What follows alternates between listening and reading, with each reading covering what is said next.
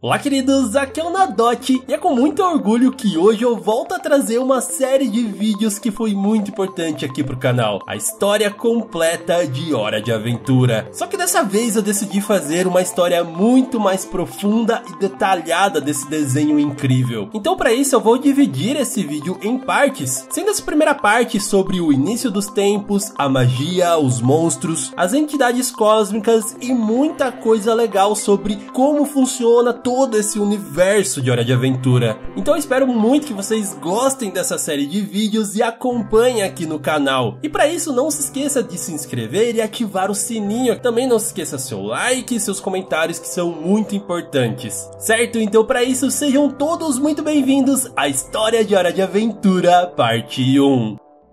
E tudo começa com a famosa frase do Lich: antes de haver o tempo, antes de haver qualquer coisa, existiu nada. E antes de existir o nada, existia monstros. Isso quer dizer que no início, a realidade existe como um mar caótico de monstros. E lá podemos ver seres como Orgalorg, Cocontep e quem sabe até mesmo o Lich. Então, para a criação da realidade que conhecemos, aconteceu algo que não sabemos a motivação. Porém, esses monstros eventualmente chegaram a um acordo comum sobre o estado da realidade, e a partir disso acaba surgindo o multiverso. E aí entra o conceito muito legal e importante do universo de Hora de Aventura. Lembrando aqui que eu vou trazer essa e mais algumas informações do livro Adventure Time, The Enchiridion and Marcy's Super Secret Scrapbook, que eu acredito não ter disponível em português, mas tem muita informação legal lá. Então, segundo o Enchiridion, o multiverso não é algo material. Afinal, ele nasceu a partir da consciência daqueles seres. Isso quer dizer que todo ser pensante que vive nesse multiverso faz parte diretamente da essência dele. Afinal, a sua consciência é uma pequena parte de todas as consciências que acabam criando o que é a realidade. E isso também significa que todos esses seres pensantes têm uma existência além do material, e isto é conhecida como alma. E tirando essa parte, a gente não sabe muita coisa. Não sabemos de onde os monstros vieram ou qual é a sua verdadeira natureza da realidade. Tudo o que sabemos sobre o mundo antes da existência vem daquele único vislumbre que vimos graças ao Lich no episódio Gold Stars. Mas enfim, depois da criação do multiverso imaginado pelos monstros primordiais, acreditamos que aconteceu algo assim como o Big Bang.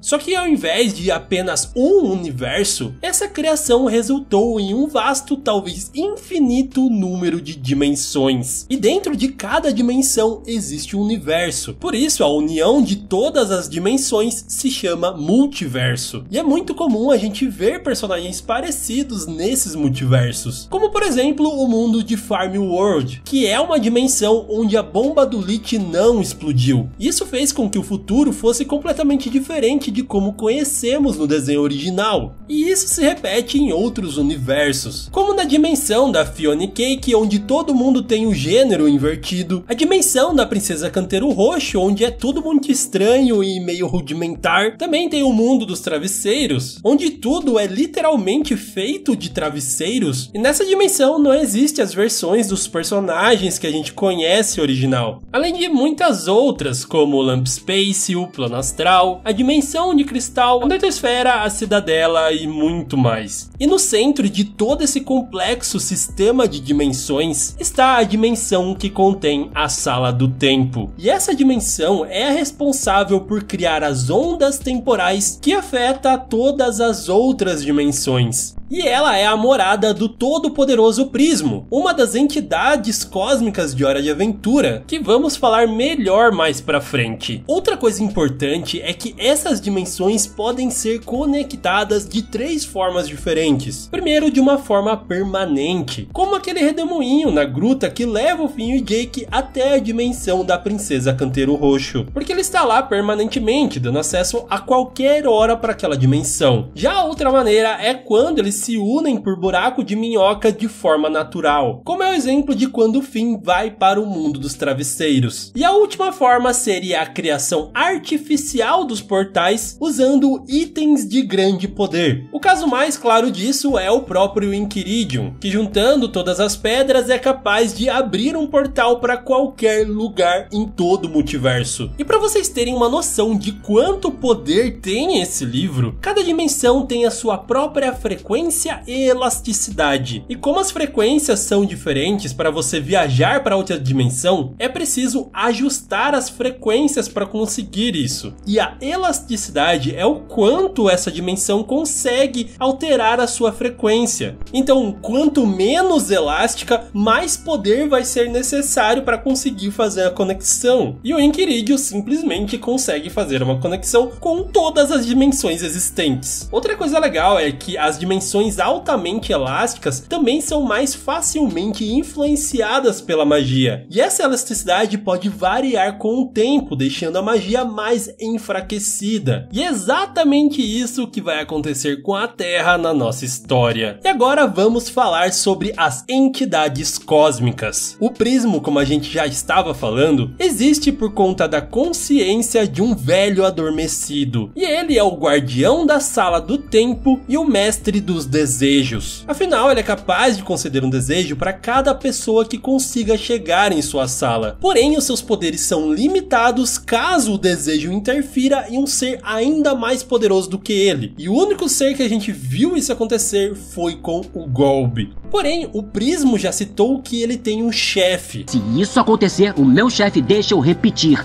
o meu chefe vai dizer que a culpa é toda minha. Inclusive, eu teorizo que o chefe do Prismo seja o Malus, esse personagem que aparece ao lado do Golb no livro que o Simon está lendo no finale da série. Esse personagem representa figurativamente o Abraxas, que bem em resumo mesmo, de uma forma simplificada, para os gnósticos, que é uma forma primitiva de cristianismo, esse ser estaria abaixo de Deus e é o responsável pela criação dos mundos. E isso explicaria o porquê ele é o chefe do Prismo. Afinal, ele criou tudo e o Prismo é uma parte-chave que rege tudo isso que ele criou. E ainda ele é o contraponto da existência do Golb, a criação versus a destruição e o caos, sendo então os seres mais poderosos que nós conhecemos. Já a Coruja Cósmica se encarrega de monitorar os sonhos de cada ser do multiverso, e ela tem uma máquina que quando cai uma moeda, ela deve entrar em um deles. E todos os sonhos que tem a Coruja Cósmica são proféticos, ou seja, aquilo que aconteceu no sonho, mesmo que tenha diferentes interpretações, vai acontecer na realidade de forma inevitável. E mesmo tendo todo esse poder, ela se sente bem pressionada do dever que ela tem, além de ser um tanto quanto solitária, vivendo nos confins do multiverso em um hotel feito completamente de estrelas. A sorte é que com o tempo ela acabou se tornando uma das melhores amigas do Prismo. E é muito interessante porque o Prismo é basicamente a manifestação de um sonho. Então isso talvez explique uma conexão mais profunda entre os dois. E outras entidades que também têm conexão é a vida e a morte. Esses dois que ironicamente acabaram sendo namorados. Elas que são responsáveis pelas almas de todos os seres depois que eles morrem. E a morte é quem governa o mundo dos mortos, que tem diversos níveis, sendo o primeiro mundo dos mortos o mais terrível e repugnante deles, onde as almas mais hostis vão para sofrer e até mesmo virar parte daquele lugar. Em contraponto, o mais alto deles, o 50º mundo dos mortos, é o lugar onde as almas mais evoluídas vão para uma meditação eterna, uma espécie de nirvana onde eles não têm mais nenhuma preocupação, esquecendo o passado e o futuro e apenas vivendo o presente na mais completa paz. E no meio disso tem mais 48 mundos, onde cada alma vai ser designada a um deles de acordo com as suas ações naquela vida. Parece que você foi parar no...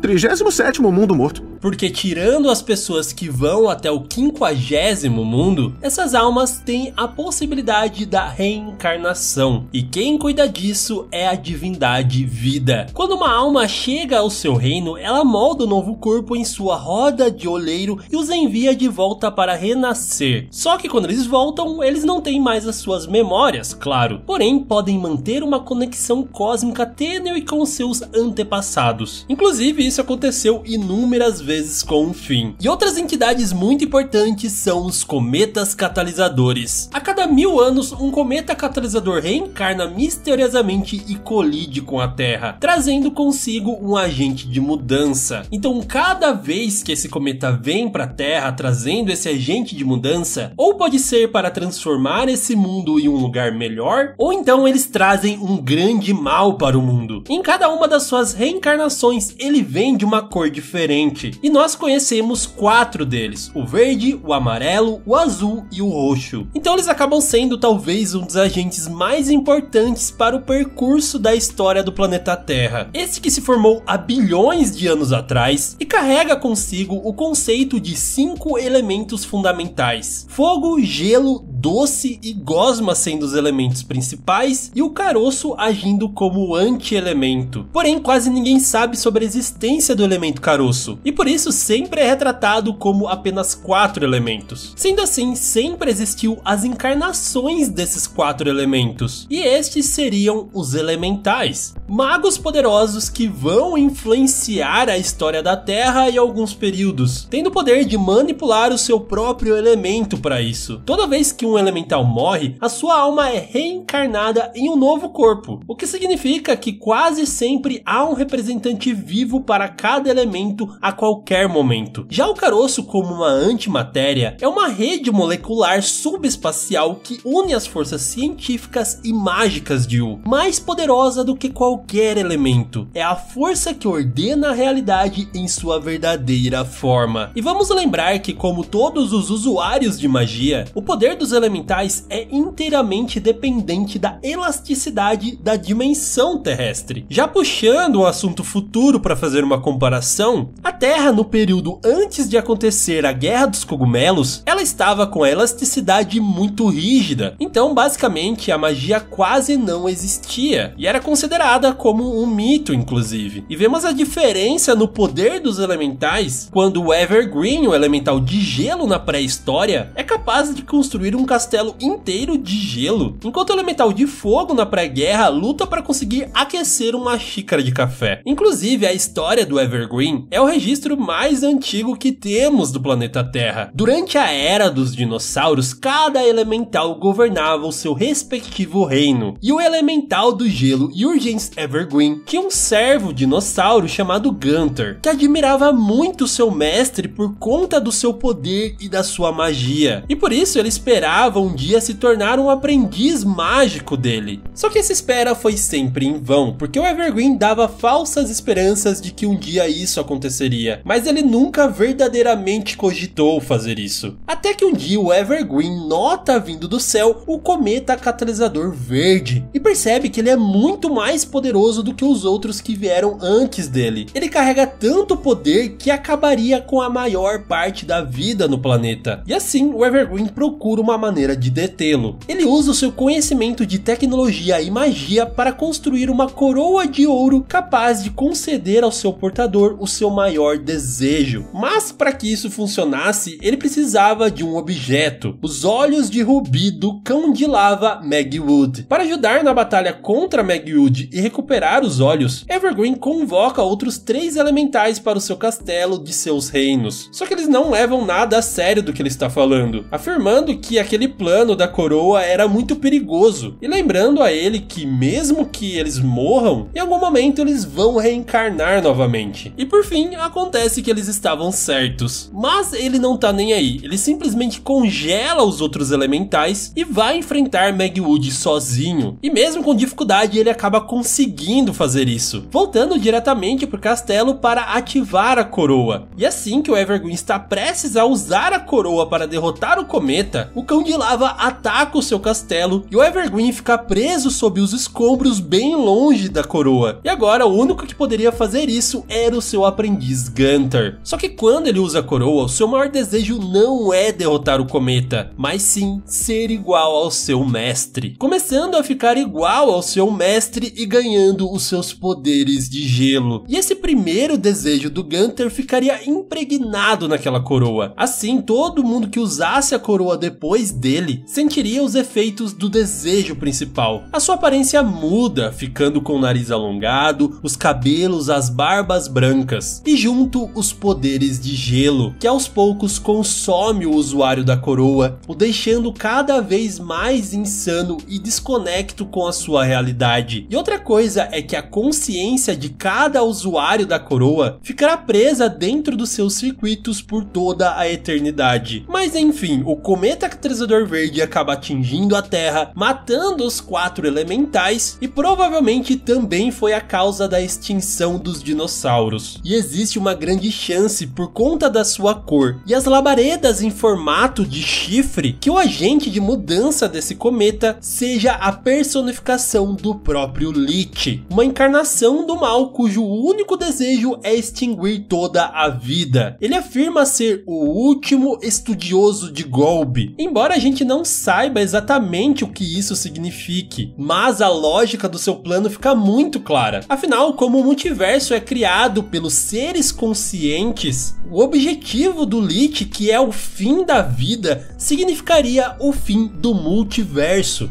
Matar todo mundo faria com que a realidade retornasse ao seu estado inicial de caos naquele mar de monstros. Então este é o objetivo final do Lich. Porém, ele ficaria adormecido por milênios, aguardando a oportunidade certa para subir ao poder. E assim, muitos anos se passariam e magos surgiriam ainda na pré-história. Eles criariam um lugar secreto chamado Wizard City. Mas só que nessa época, eles eram magos das trevas, que adoravam e extraíam seu poder por meio de um monstro primordial conhecido como Cocontep, que a gente já tinha visto lá no Mar de Monstros. Porém, em algum momento, ele acabaria morrendo, e os magos que usam magia negra ficariam enfraquecidos, perdendo o poder para outros magos que eram contra o uso desse tipo de magia. Só que os magos das trevas sabiam que a morte não poderia conter o Cocontep para sempre. Assim, eles criam e selam o corpo dele em uma tumba gigantesca e o enterram em um local secreto nas profundezas da cidade. E muito provavelmente foi nessa era que os magos tiveram acesso pela primeira vez ao Enchiridion. Esse livro, que como eu já disse, é um dos artefatos mágicos mais poderosos do multiverso. E é muito interessante porque a gente não sabe a origem exata dele, porque ao longo da história ele foi escrito e encantado por milhares de magos diferentes. E por ser um livro mágico, ele pode mudar a cada leitura, dependendo de quem esteja com ele. Inclusive, ele pode ser traduzido automaticamente para o idioma de quem está lendo ele. Então, ele pode ser realmente muita coisa. No seu início é dito que o volume original tem mais de 8 milhões de páginas, e várias cópias resumidas são eventualmente produzidas, todas mantendo suas propriedades mágicas. O Enchiridion que conhecemos é dividido em duas partes, uma parte para heróis e a outra para magos. Ele ensina aos heróis como se comportar e servir melhor os seus mestres magos, e ensina aos magos como realizar muitas formas antigas e secretas de magia. E uma informação muito importante e meio misteriosa é que o livro diz que a cada 10 mil anos ele transporta o seu autor original para a Sala do Tempo, e lá ele junto com o Prismo devem fazer uma escolha. Eles podem forçar o multiverso a se redefinir como era há 10 mil anos atrás, ou pode permitir que ele continue existindo no desconhecido por mais 10 mil anos. E é dito que o autor quase sempre opta por redefini-lo, o que poderia ser uma grande influência para a história do desenho, mas não temos nenhuma conexão com isso. Mas enfim, depois dessa era dos magos, eventualmente a elasticidade e o poder da magia na Terra começam a ficar mais enfraquecidos, e isso pode estar diretamente diretamente ligado com a morte do Cocontep, porém não sabemos ao certo. Acontece que a extinção dos dinossauros permitiu que os mamíferos começassem a dominar mais o planeta, causando a aparição de um deles que eram seres pensantes conhecidos como humanos. Porém não foi só eles. Junto com os humanos, na verdade até antes deles, também surgiram os vampiros. E este vai ser o assunto para o próximo vídeo, onde vamos finalmente começar a abordar os feitos dos humanos e de todas as outras criaturas que são muito importantes até o desfecho da história na Guerra dos Cogumelos. Então, meus queridos, novamente não se esqueçam de ativar o sininho para acompanhar essa série de vídeos. Do mais, muito obrigado por assistir esse vídeo, a gente se vê em breve e aquele grande